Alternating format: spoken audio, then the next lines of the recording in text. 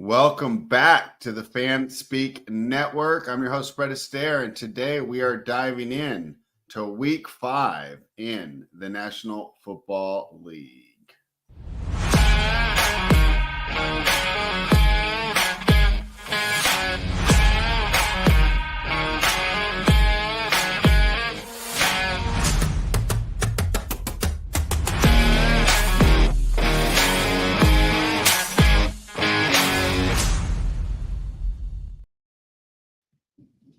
All right, Tyler, another exciting edition of Monday Night Football. At least one game was. And before we went on, I was lamenting my zero RB strategy as all my teams that are advancing right now seem to be the ones where I went hero RB or robust running back. So maybe we'll dive into that a little bit later. Tyler's just left. I was about to throw it to him and talk about his last night game. But once again, maybe they're going to need to start doing double headers from now on Monday Night Football, Tyler, because second week in a row, we've had one poor game and one fairly exciting game. What were your thoughts on last night's action? Yeah, last night's Miami game was absolutely terrible. Sorry, I had to walk away from the screen off the bat. Dog started barking out the window, so I had to shut the blinds. So that Miami game, absolutely terrible. Hill couldn't do anything. He had a couple shots. He almost had that deep ball from Huntley when Huntley finally uncorked one. Huntley just overthrew him, which is actually impressive to overthrow a guy that fast. Did you see the rumors that came out that said the Chiefs might be looking to trade from Tyreek Hill again? I'm not sure how that works cap-wise, but that could be something that could be interesting. They're not going to do that. Game, I also heard rumors that there's no interest in that at all. I mean, I wouldn't – like, why would they trade for such a big contract? I think, if anything, they should go get a guy like Amari Cooper who's on the last year. Win the Super Bowl? Yeah. But if you trade for a guy like Hill, Tyreek Hill's 10 times better than Amari Cooper. But Amari Cooper's a one-year rental when he's gone. You're not trading to keep Hill for the next 5 years. Why would you not want to have Hill for the next 3 years or whatever? Because all the money he costs. I mean, he'd be a huge cap hit. Well, maybe it's worth it. Can't overpay for an elite player. Rent Amari Cooper for a year, win another Super Bowl. Either old man takes a little less money or gets a payday somewhere else. I mean, Amari Cooper probably makes him worse. He's so overrated. No, you're crazy. How am I crazy? He's playing with Deshaun Watson. Amari Cooper's good. All right. Well, let's dive into the actual games, and then we're going to look ahead to next week. So Mason Rudolph takes over for the Titans. What they get their first win. Now the Jacksonville Jaguars are the only winless team in the National Football League. Tyler, what do you think about the future of Mason Rudolph and the Tennessee Titans here? He looks a lot better than Levis. He doesn't make the dumb decisions Levis makes. I mean, Levis threw that interception right to the guy. Like, all you can do is laugh at your TV when you watch him throw it, because even we seen that guy standing right there, and he claims he didn't see him. And then Levis stretches out for a first down on just a random play in the first quarter and hurts his shoulder, and then we get to see Mason Rudolph for there. I think it just gave the coaching staff the perfect excuse to sit Levis and let Rudolph go out there, win a game, be like, oh, maybe we should keep him as our starter. So I think Mason should stay the starter if they want to win, but we'll see what they do. Yeah, Levis needs some time on the bench one way or the other. So I think this injury gives Coach Callahan an excellent excuse. What do we do with Miami Dolphins now? I mean, Matt LaFleur was able to win with the backup. I mean, and I'm not saying that they should have won that game, but they look bad. They look bad. I mean, they're looking like bottom 5 bad. We just fade them from here on out. Like, their offense can't move the ball. I mean, if they played the Browns on a neutral, who would you take right now? I'd take the Browns. Yeah, I mean, that's bad. Because Miami's defense is terrible, too. They can't stop the run or anything. So, well, because they lost all those players when they paid Tua. Yep, Miami's in a bad spot. Yeah. Maybe they'll be drafting Travis Hunter, spread.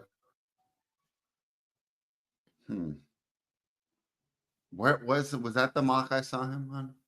I hope he plays on both sides of the ball. Okay, enough about that crappy game and those crappy teams. We'll talk a little more about them as we look ahead to next week's action. But the highlight of last night, wasn't that an enjoyable game watching the Detroit Lions take on the Seattle Seahawks. Unfortunately, I was on the Seahawks in that game, and I was on the under in that game. But I've talked about it before. Sometimes losing a bet can be fun, and I felt like that was that way last night as both teams put up points. Seahawks fell short in the end there, but I thought Geno Smith looked good. My guy Charbonnet looked good. JSN had a pretty big game. And, of course, Jared Goff completed every single pass that he threw. David Montgomery looked like a stud. Jahmyr Gibbs, what a backfield. Even Jameson Williams got in on the action. So the Detroit Lions were able to bounce back. But I don't think the Seahawks are necessarily discouraged by that loss. Their defensive line was hampered by injuries. You got to think as they get healthy, the way that offensive looks, they still got a chance to win the NFC West. What were your thoughts on the premier Monday Night Football game? Oh, they're going to win the NFC West, spread. They're the best team in the NFC West. They're a top 5 team in the NFC. Dude, the Niners are still in the NFC West. But with no CMC, and they're also going to be – Debo's still banged up. I know he played, but Kittle's also banged up. Oh, here's the fun one. Is Jordan Mason better than Charbonnet? No. Oh, okay. But I also don't count any San Francisco running back as good outside of CMC because they can plug and play anyone behind that line. Okay, and that's just my point. They're still going to be able to run the ball. Kittle just came back. He's hurt again. He played last week. And he left the game injured. He did? Yeah. I stopped watching. Pieces. Like they have banged up pieces on defense too. Like I think Seattle could pass them up. Okay. Well, I hope you're right. I just don't know if I believe it. If Seattle had their defensive pieces last night, I think there's a good chance they win that game outright. Yeah, I think so too. But they give up 43. Yeah, they gave up 43. I mean, Detroit was moving the ball very well. Detroit is the best team in the NFC. Like, I know everyone loves the Vikings right now. They have the undefeated record, but I think Detroit would work the Vikings when they play them. They're going to be able to run the ball. That defensive scheme from Flores shouldn't be able to stifle Goff as much when he's just pounding the ball down their throat. So I'm very interested to see that game play. All right, fair enough. And that's an important win for the Detroit Lions because we did talk about the Minnesota Vikings moving to 4-0. So Detroit really needed that win to keep pace. While Seattle, it's a disappointing loss. I think they're able to learn from it and get back on track this week. And, of course, we're going to need to monitor their injury report. But looked like a good opportunity to get back on track against the New York Giants. Tyler, anything more about what we saw last night before we move into finding the winners for Week 5? Nope, we can jump right into tonight. All right, let's do it. Well, it's not tonight. It's Thursday night, however. The Tampa Bay Buccaneers are catching 1.5 against the Atlanta Falcons. The total is 43.5. Tyler, you know where I'm going to be on this game because, I'm not a believer in the Falcons. I do like Baker Mayfield and the Fighting Buccaneers. Let's see. Let me move this to a different screen. Okay. So my projections have this Falcons has the line exactly right. I have the Falcons winning by 1.5. But if I were to make a play, and I did write this up, Tyler, I do like the Buccaneers here. However, I have been underrating the Falcons before, and you're the voice of reason here. What do you think? Yeah, this is a 100% a wait and see game, and it's 100% because of the Tampa Bay injury report. Listen to this list of players spread. Let's hear it. Antoine Winfield, starting safety, questionable. Jalen McMillan, wide receiver, questionable. Kalijah Kancey, defensive tackle, questionable. Offensive tackle, Luke Getke, questionable. Trey Palmer, questionable. Logan Hall, defensive end, questionable. O'Keefe, tight end, questionable. Vita Vea, questionable. Mike Evans, questionable. Tristan Wirfs, questionable. William Golson, questionable. Graham Barton, starting center, questionable. Their entire team is on the injury report except for Chris Godwin, Cade Otton, and Baker Mayfield. So you have to wait. If a lot of these guys play, I do kind of like the Tampa Bay side. They look very good. They're able to move the ball through the air. In Atlanta, they can't generate pressure. They picked up Judon, but Judon's not generating much pressure, and he's not getting much help. So I do like the Tampa Bay side here, but you have to wait for that injury report. Fair enough. So we will keep you updated if we add that to the sheet. It seems like we both like the Tampa Bay side, but Tyler, you make a great point with that injury report. So wouldn't that suck to give it out, and just play it right now and then find out we're missing half those guys. I mean, even half of them is going to be devastating. Wirfs, key. Vea, huge. Can you imagine what Bijan's and Algier are going to do? You're gonna need a couple of those guys on that field. Yeah. What's the safety's name again? The first name you read? Winfield. Huge for that team. So we're going to have to wait and see. If it was not a division game, I would assume that they're going to sit a lot of those guys. But because it is a division game, the Buccaneers are 3-1. The Falcons are 2-2, right? Because the Falcons they don't need this win, but they have an opportunity to move into the tie for first. Maybe that gets them to get some of those people out on the field quicker than usual. Tyler, we talked about one of your upcoming picks, pre-show. Is there one of those weird divisional matchup? You know how these teams like beat each other? Like, do the Bucks always beat the Falcons? Or do the Falcons always beat the Bucks? Here we could look real quick. Look that up real quick. And also my projections, like the over in this game. We saw 2 overs last night. One of them was pretty weird with that Titans over. However, the Detroit game, the over was obviously the right side. Maybe primetime over is coming back into play after a spate of unders. However, we have yet to see an over on Thursday Night Football. Tyler, while you look that up, let me know if you think this will be our first over on Thursday night this year. I think it could be. There could definitely be a lot of points in this, but this could be another one spread. We might just want to target one side of the ball here in the Tampa Bay side. If Tampa Bay is a lot of these guys on their defensive side play like Vita Vea in them, this could really hinder Atlanta's run game with Bijan. And Atlanta might not put up a lot of points to where we might just be banking on the Tampa Bay side. So maybe just the Tampa Bay team total. But I was able to find those numbers. And Tampa Bay has beat Atlanta 7 of the last 10 times. But of the last 3. Yeah, go ahead. Of the last 3, Atlanta's won 2 of them. Oh, okay. Yeah, and that's where, like, doing content and stuff and giving out picks, you can always cherry pick these, right? Because let's say I like Tampa, I would say Tampa's won 7 of the last 10. And if you like Atlanta, you go, Atlanta's won 2 of the last 3. So always be careful with these trends because obviously you can kind of pick and choose to make it look more palatable to whatever side that you want. All right, Tyler, I think you have the right idea, though. We're going to wait for that injury report. If we do get involved, it will be on Thursday. Are you ready to travel to London to talk about the Minnesota Vikings? Yeah, let's do it.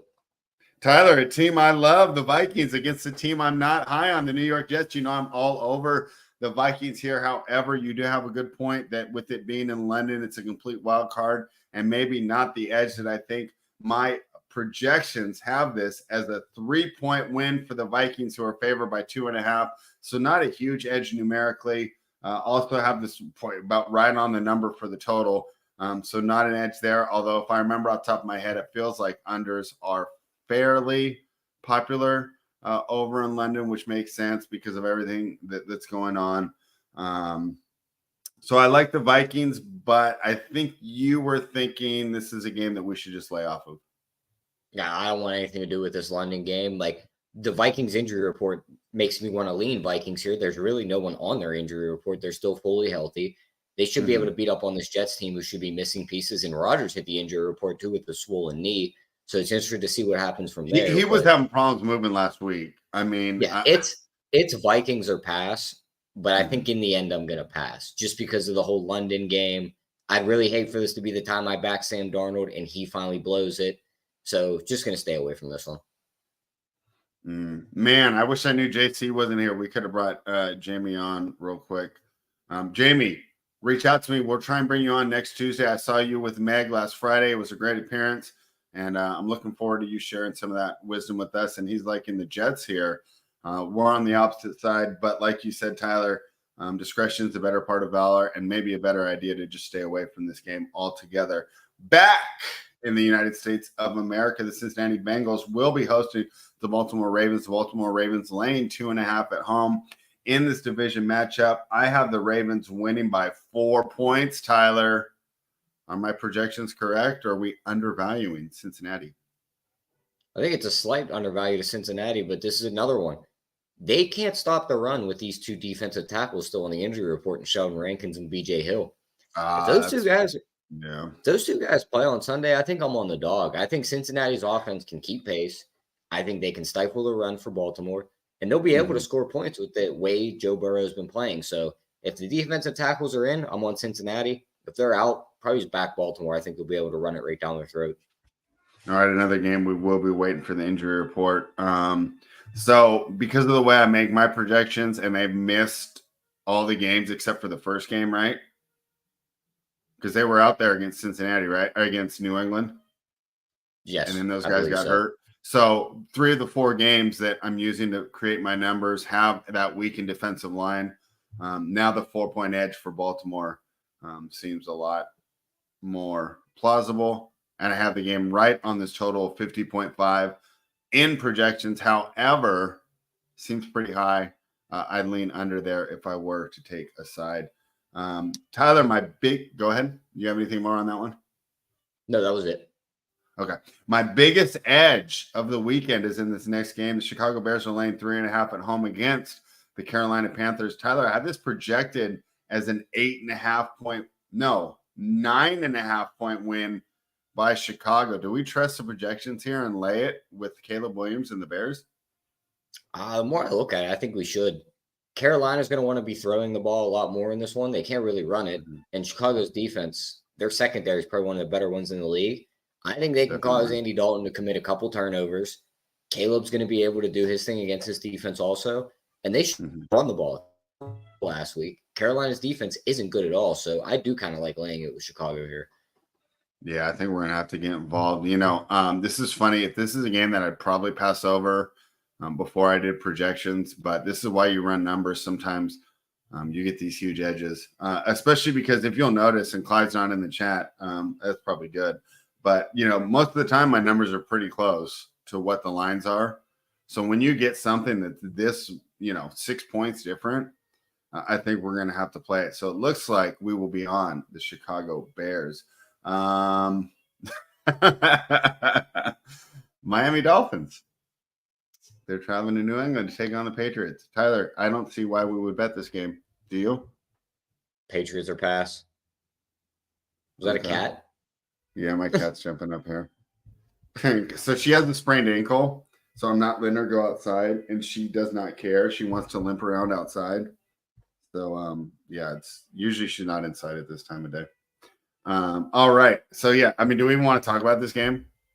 No, it's Patriots or pass. Probably just a complete pass. If you got to pick them, we'll take the Patriots. They're at home. Yeah. All right. That's fine. I don't care about that game at all.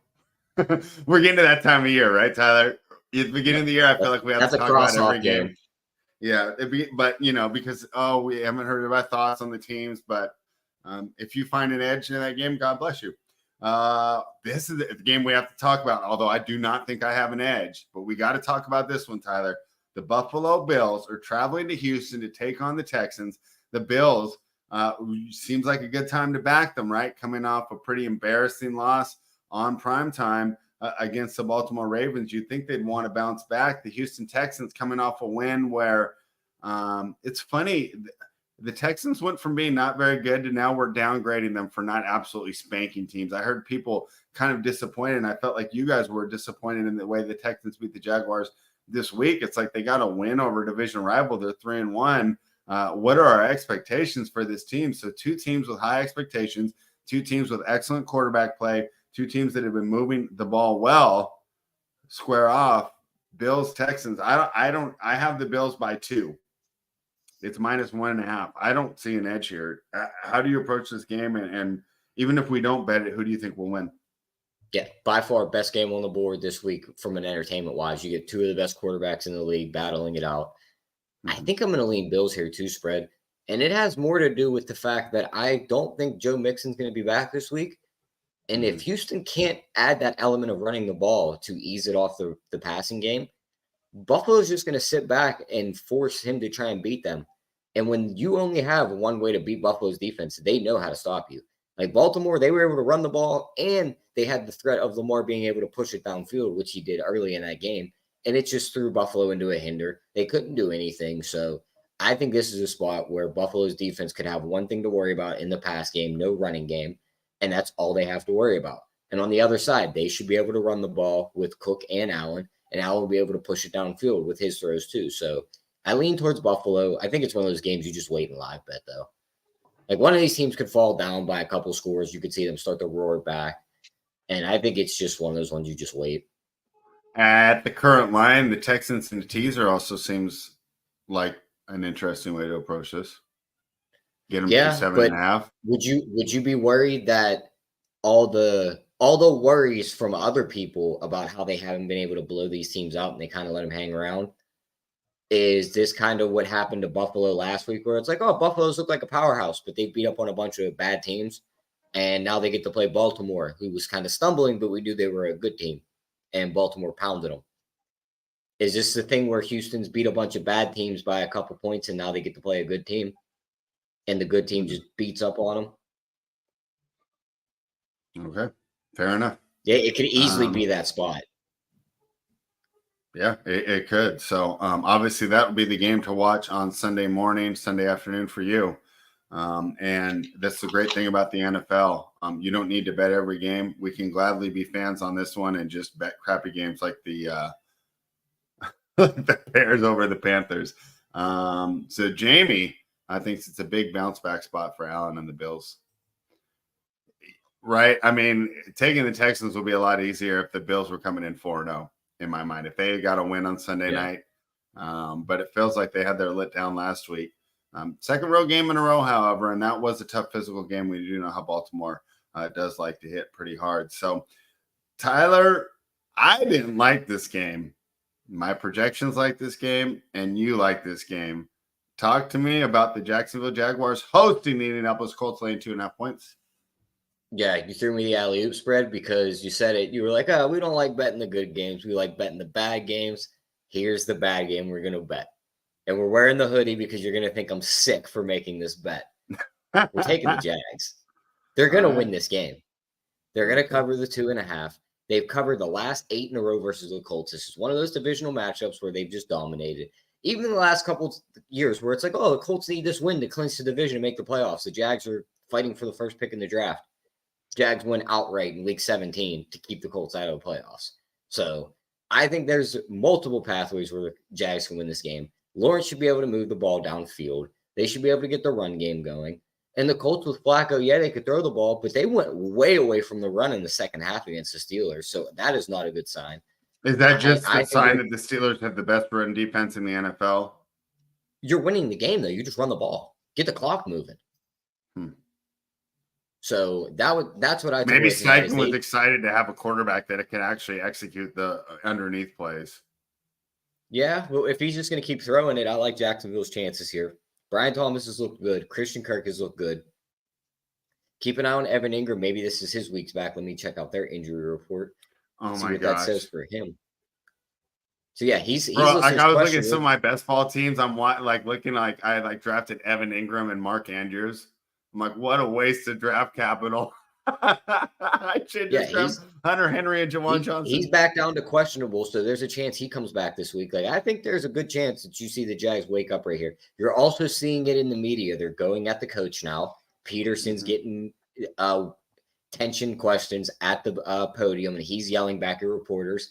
Everyone wanted their kitchen sink game to be when they were 0-3. Yeah, I think it's going to come right here now. There's going to be their kitchen sink game where they throw everything at the wall. They get a win. They save Peterson's job for one more week. So I'm on the Jags. All right. Yeah, and if he loses, Peterson, first coach, to be fired. If he loses, he's gone. Yeah. All right. Because I can't bet it in PA. I don't know what his odds are, but Peterson to be the first coach fired and betting he's the down Jags. To plus 150. But if you bet it was like that 8-1 at the beginning of the year. If you bet that in the Jags, I feel like you walk away with something out of that game. You either lose the Jags bet and then Monday morning you're cashing that plus 150, or you win the Jags bet and you lose the plus 150. Yeah, fair enough. You could probably get both too. Yeah. He's a win and another terrible loss, and I haven't looked at the schedule to see who they play week. That would be week 6, but okay. So it sounds like we have some official plays so far, Tyler. We like the Bears, and we're going to add the Jacksonville Jaguars to our NFL betting card. pretty gross here. Thank The you guys other for big tuning thing in to about that game spread, Fanspeak.com. Jonathan Taylor has a mild high ankle sprain. He might not play Sunday. Yeah. Okay. Well, I hate to do it, but we're on the Jacksonville Jaguars. What's going on, Tyler? Penko, we're betting on a cat team. All right. The Washington Commanders. Tyler, this is the game that I always look through the lines on Sunday night, before I do the projections. And this was a game that I thought that we'd be playing. But my projections only have this as a 1.5 point win for the Commanders, and they're laying 3 against the Cleveland Browns. I guess the only concern is a letdown spot for the Commanders coming home after 2 games on the road and 2 big victories. But they just can't keep other than that, level. Why not? Don't get me wrong. That offense can still hum and put up points. They're not going to punt once in 2 weeks. You know what I'm saying? They're just not going to keep putting together. Of course, they're going to regress a little bit, but this is the Cleveland Browns we're talking about, right? I mean, they're down there with the Miami Dolphins. This is the Cleveland Browns. They just lost to the Raiders. Yes, they did. But they could be returning both tackles and Njoku this week. If they get both those back, I don't care about Njoku, but those tackles are a big deal. The tackles are big. Njoku could help the offense because we know Watson loves his tight ends. This could be the perfect trap spot where everyone's looking at Washington like this new offense. They've scored every drive except for once in the last 2 weeks. Everyone thinks they're going to walk out on the field and pound the team that can't score. And this could be where their offense just kind of comes back to earth, and it comes crashing back to earth because of the defense that's on the field with Myles Garrett back out there. And I think Cleveland can win this game. So I'm going to stay away from it, wait, see the injury report. I might end up on Cleveland on this one. Honestly, this is one of the reasons why, as a journey, as an NFL bettor, and I would encourage people out here watching to do the same. Like, just start making your own projections, because I think it keeps you away from these games that seem so obvious. And I'm not even saying I might end up on Washington by Sunday. For example, Tyler, that injury report comes out and we don't have any linemen back, I'm on Washington. Oh, if the linemen aren't back, I could see a Washington wager. Yeah, but I'm fine staying away for right now. So let's go ahead and see that injury report. Okay, let's check in on the chat. Jamie drafted too much Trevor Lawrence. Same, my brother. All right, Fanspeak. This is Meg. Will be interesting to see Washington offense against the Browns defense. It's a big test because as fun as the last 3 weeks have been, those were bad defenses. Meg, of course, here to pour cold water on her team's success.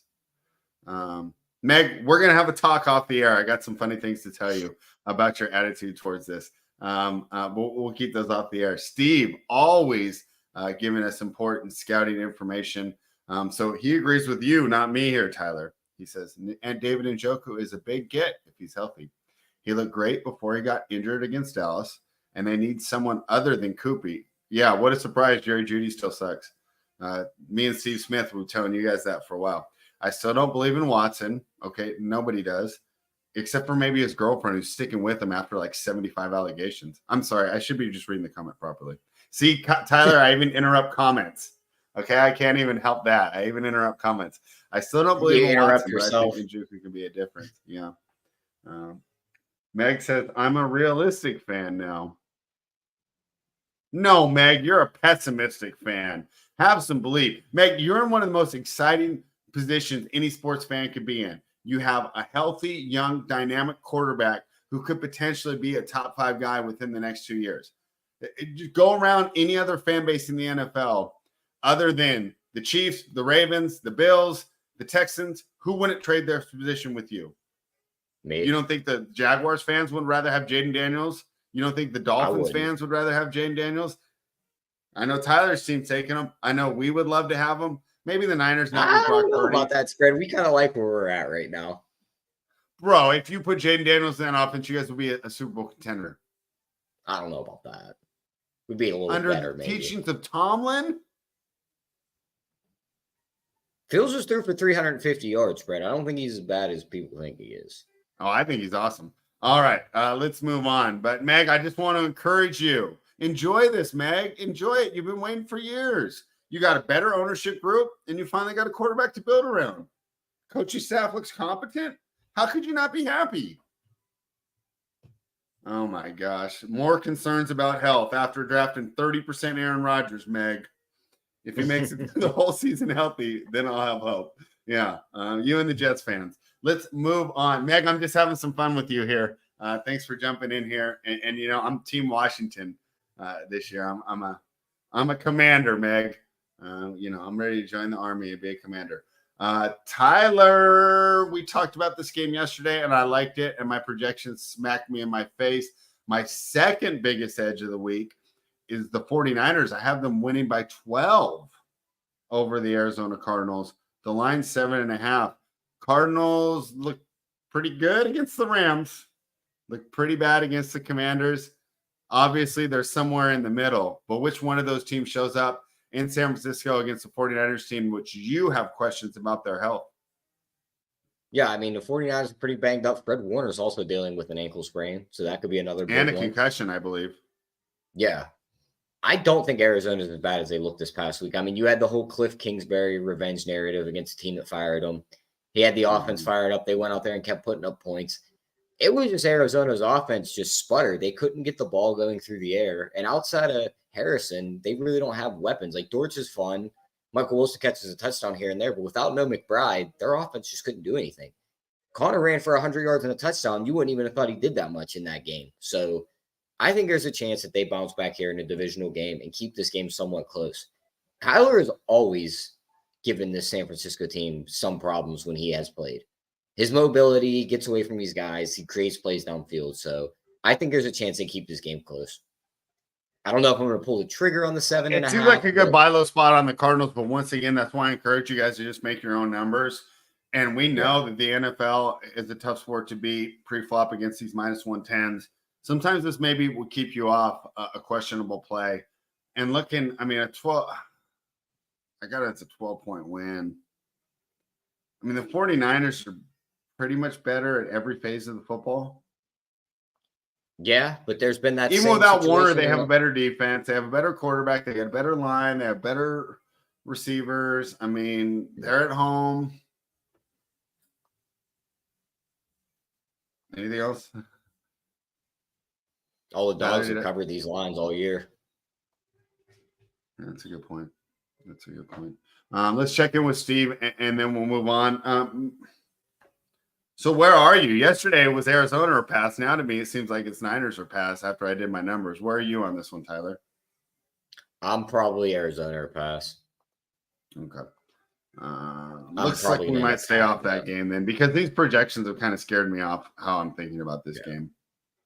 To be fair, we've talked about it, though, with only 4 games in, and you know the simple way I run my numbers, one blowout can ruin your projections. Steve's talking about James Conner. He says Conner didn't basically play in the fourth quarter because of the blowout. He could have had a Derrick Henry game if the Cardinals' offense was more functional as a whole. The question is, will it be more functional against a defense that knows them pretty well? I had that game going over too, and I like the under in my brain. So this is one where my brain and my projections are completely at odds. Tyler, let's talk about the Denver Broncos, who are hosting the Las Vegas Raiders. Both teams coming off a win. Who would have thought? You know, first, and those, remember, I like the bottom of the AFC West win totals. I did like both the Broncos and the Raiders to go over, and to be fair, they're both looking pretty good, 2-2 through 4 on a 5.5 and a 6.5. Hey, I'll take that. And whoever wins this game is probably going to go over their regular season win total. So, you know, if you played either of those, I would basically keep an eye out here. Raiders have done really well against the Broncos. It's similar to the Jaguar stat that you gave out earlier, Tyler. I'm just going off the top of my head, and you can look at it and verify it. But off the top of my head, I think the Raiders have beaten the Broncos the last 7 times they've played. However, I think this is the best Broncos team that we've seen in a while. And because when we're doing our preseason previews, right, I said, well, you know, they gave too much to Russell Wilson. They had to give up players. And I talked about, what's his name, Tariq Woolen yesterday. But Patrick Surtain, also a shutdown corner. And who knows if Devontae Adams will even be out on the field with the latest rumors that we've heard coming out of Las Vegas today. Broncos are laying 2.5 at home. I have this as a 3.5 point Broncos win by my projections. I don't know though. Do you really want to take Bo Nix coming off I a don't want to bet win? this game. You only bet This 60 game, yards. This game's ugly. Like this game and the New England game, I think we just cross them both off spread. I think if you were to bet this game, I would take the Raiders money line because it seems like it's 50-50 to me and you're getting plus money. Yeah, I could agree with that. But I don't think we need to get involved on our sheet and on our official plays. We already made our disgusting pick for the week. It was the Jags. All right, Tyler, another game that I did not like, but my projections are going to agree with you. I got the Packers winning by 5 points against the Rams. Tell me why you like the Packers. Love the Packers here. I mean, they looked good in Jordan Love's first game back. I know it took 3 quarters for him to finally knock that little bit of rust off from the couple weeks out. But once he got going, 400 yards, 4 touchdowns, fought back against that Minnesota team that no one's been able to do anything against. Now he's going to play this bad defense in the Rams. They're going to be able to run the ball with Josh Jacobs. They're going to be able to air it out. Their defense is really good. They'll be able to stifle anything Stafford's got coming back their way, I think. And there's no real home field advantage for the Rams here. So I feel like we're getting a discount on Green Bay only being -3 here. So I think Green Bay smashes. Love Green Bay in the spot -3. Jamie is officially a big fan of Tyler. Once again, the chat loves you and not me, Tyler. I'm like Mr. McMahon. I live to be hated. All right. Are we going to make that one official? Because if I wouldn't go comparing yourself to that guy spread. Yeah, I might. Yeah, we're not really that No, similar. you're- I'm way one of your nicer than best he is. move. I couldn't do all that weird stuff that he does. That guy's a weirdo. I still think he'd be a better president than Donald Trump, though. Is Packers official? Because my projections agree with you. So We're on the Packers. that's our third official play of the day. All right, Tyler. I'm kind of liking where we're at right now. I'm kind of liking where we're at. We talk about traps, and I don't think they're traps. You know, I think the books put up the lines, and they just figure the Vegas is going to help them out here. But the Seattle Seahawks are laying 6.5 to the New York Giants. At first look, you want to take the Seahawks here, but I wouldn't be that surprised if the Giants covered here. They're coming off a competitive game against the Dallas Cowboys. We don't know. I mean, let's wait for that injury report. But if that Seahawks injury report isn't better, Devin Singletary is going to be an interesting look in DFS on Sunday. My projections have this as an 8.5 point win, though. So they say to take the Seahawks. What do you think? Yeah, I like the Seahawks here, but I got to wait and see if some of these guys play. If their entire front seven looks like it's going to be out again, then I'd probably just stay away because I can see you getting backdoored. But if these guys are in, I mean, Leonard Williams, Owasu, Brian Murphy, Mafe, Jerome Baker all missed last game. If all those guys are in, there's their front seven back to go with their good secondary. They could easily stifle Jones at home. So I think this is a spot. Give me the Seahawks. I think they crush as long as those guys are on the field. Projections agree with you. Okay, so we're not going to make that official right now. Not yet. So here's what we got, guys. We're going to put 3 plays up today or tomorrow. Sometimes we wait till tomorrow, Tyler, but I got a good night's sleep last night. I'm ready to go today. But we're going to update later in the week. So that's where Meg, who's when she's not lamenting the state of her Washington Commanders, she goes ahead and tweets out when the plays are up. She's going to take care of that. And we're going to check in here with the chat. Jamie thinks the Green Bay is going to win by 10 or more. I mean, okay. You know how I feel about those big numbers, right? Because what's that payoff going to be like? Plus 300? It's tough to argue with those. Steve thinks that Love's going to be an excellent option in daily fantasy. So we will be looking forward to the Battle Royale and see how much your sibling showdown, and see how much you guys look to target him because I think he's going to be a popular one, but he's going to be tough to pass over when building those lineups. He says the Rams secondary is awful. It's tough to argue there. He's also on the Seahawks, and he says he wouldn't hate the idea of lowering the spread some, not a full teaser, but maybe 2 points or lower. I think a teaser. I don't hate that idea. I mean, just for instance, it wasn't needed last night, but there was a boost on FanDuel. It was only for live bets.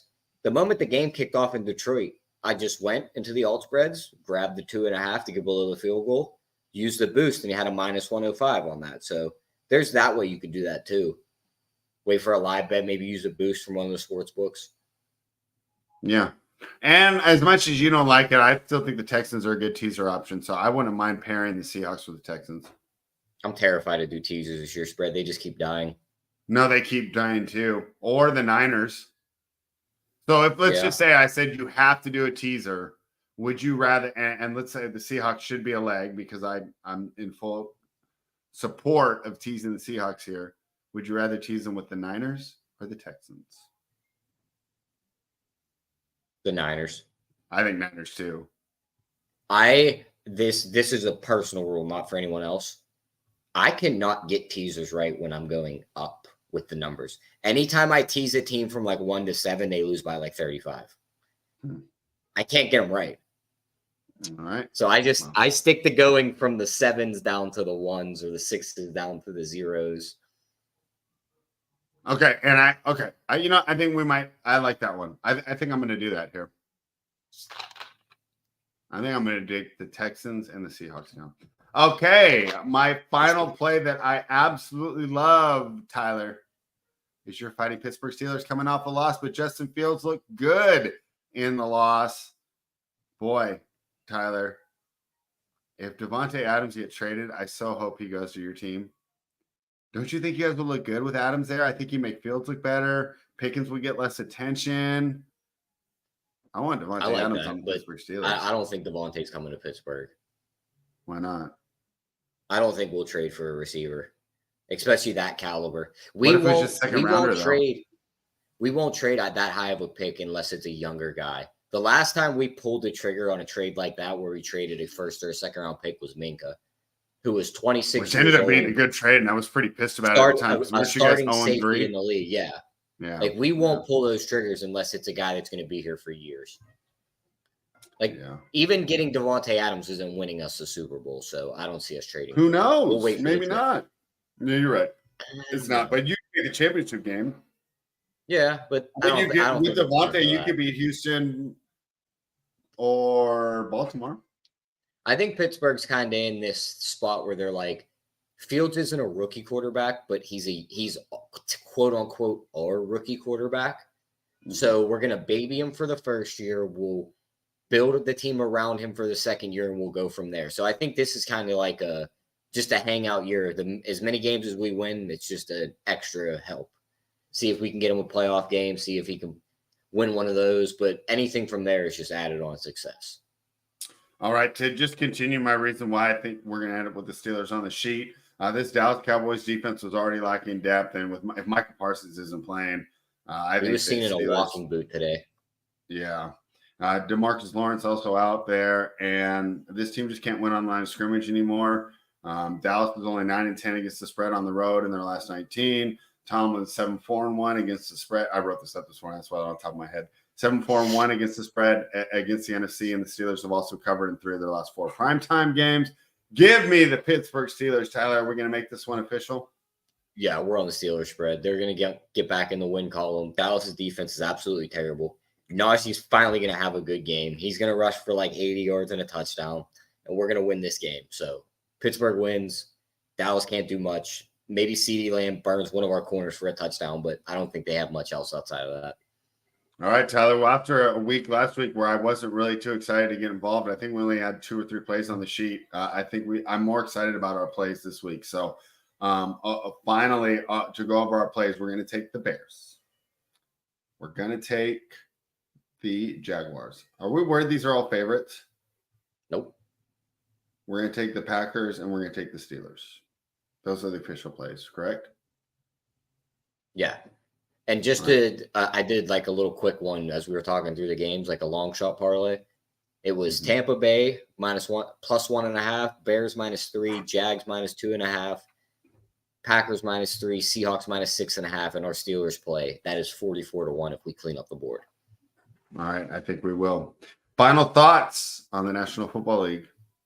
Yeah, I think it's going to be a fun week. I think the underdogs are going to finally go under this week, and we're going to beat them with all these favorite picks. And I think Green Bay is coming back to make a storm into the league spread. So if you don't have a Super Bowl ticket for them yet, you might want to put one of those in your pocket. Oh my gosh.